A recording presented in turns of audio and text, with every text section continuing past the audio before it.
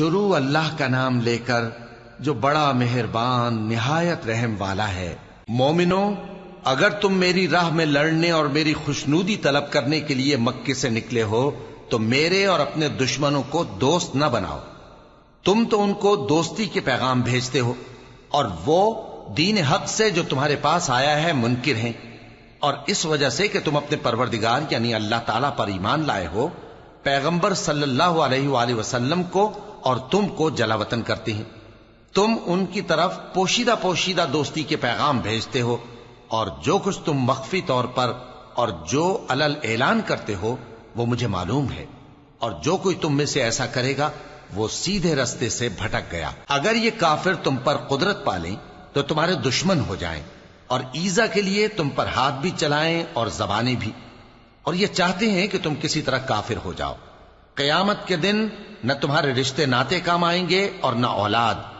اس روز وہی تم میں فیصلہ کرے گا، اور جو کچھ تم کرتے ہو اللہ اس کو دیکھتا ہے۔ مسلمانوں، تمہیں ابراہیم اور ان کے رفقا کی نیک سیرت کو اپنانا ضروری ہے۔ جب انہوں نے اپنی قوم کے لوگوں سے کہا کہ ہم تم سے اور ان بتوں سے جن کو تم اللہ کے سوا پوجتے ہو بے تعلق ہیں، ہم تمہارے معبودوں کے کبھی قائل نہیں ہو سکتے،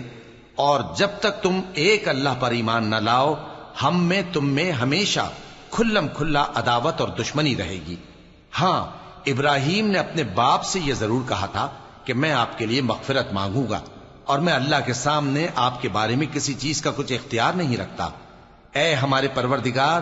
تجھی پر ہمارا بھروسہ ہے، اور تیری ہی طرف ہم رجوع کرتے ہیں، اور تیرے ہی حضور میں ہمیں لوٹ کر آنا ہے۔ اے ہمارے پروردگار، ہم کو کافروں کے ذریعے فتنے میں نہ ڈالنا، اور اے ہمارے پروردگار ہمیں معاف فرما، بے شک تو غالب ہے، حکمت والا ہے۔ تم مسلمانوں کو یعنی جو کوئی اللہ کے سامنے جانے اور روز آخرت کے آنے کی امید رکھتا ہو اسے ان لوگوں کی نیک سیرت اپنانی چاہیے، اور جو روگردانی کرے تو اللہ بھی بے نیاز ہے، لائق حمد و ثنا ہے۔ عجب نہیں کہ اللہ تم میں اور ان لوگوں میں جن سے تم دشمنی رکھتے ہو دوستی پیدا کر دے، اور اللہ قادر ہے اور اللہ بخشنے والا ہے، مہربان ہے۔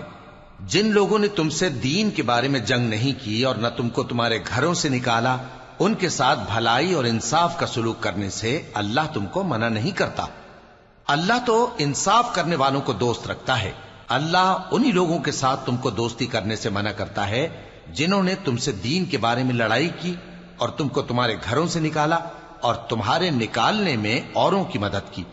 تو جو لوگ ایسوں سے دوستی کریں گے وہی ظالم ہیں۔ مومنوں، جب تمہارے پاس مومن عورتیں وطن چھوڑ کر آئیں تو ان کی آزمائش کر لو، اور اللہ تو ان کے ایمان کو خوب جانتا ہے۔ سو اگر تم کو معلوم ہو کہ وہ مومن ہیں تو ان کو کفار کے پاس واپس نہ بھیجو کہ نہ یہ ان کو حلال ہیں اور نہ وہ ان کو حلال ہیں، اور جو کچھ انہوں نے ان پر خرچ کیا ہو وہ ان کو دے دو، اور تم پر کچھ گناہ نہیں کہ ان عورتوں کو مہر دے کر ان سے نکاح کر لو، اور کافر عورتوں کے ساتھ تعلقات نکاح باقی نہ رکھو، یعنی انہیں کفار کو واپس دے دو،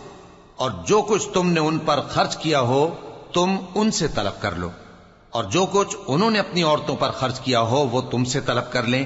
یہ اللہ کا حکم ہے جو تم میں فیصلہ کیے دیتا ہے، اور اللہ جاننے والا ہے، حکمت والا ہے۔ اور اگر تمہاری بیویوں میں سے کوئی تمہارے ہاتھ سے نکل کر کافروں کے پاس چلی جائے اور اس کا مہر وصول نہ ہوا ہو، پھر تم ان سے جنگ کرو اور ان سے تم کو غنیمت ہاتھ لگے، تو جن کی بیویاں چلی گئی ہیں ان کو اس مال میں سے اتنا دے دو جتنا انہوں نے خرچ کیا تھا، اور اللہ سے جس پر تم ایمان لائے ہو ڈرتے رہو۔ اے پیغمبر صلی اللہ علیہ وآلہ وسلم،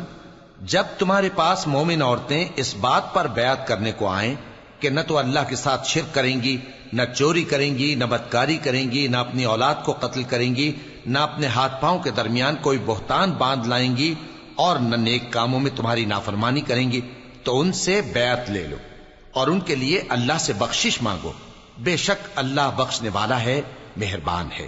مومنوں، ان لوگوں سے جن پر اللہ غصے ہوا ہے دوستی نہ کرو،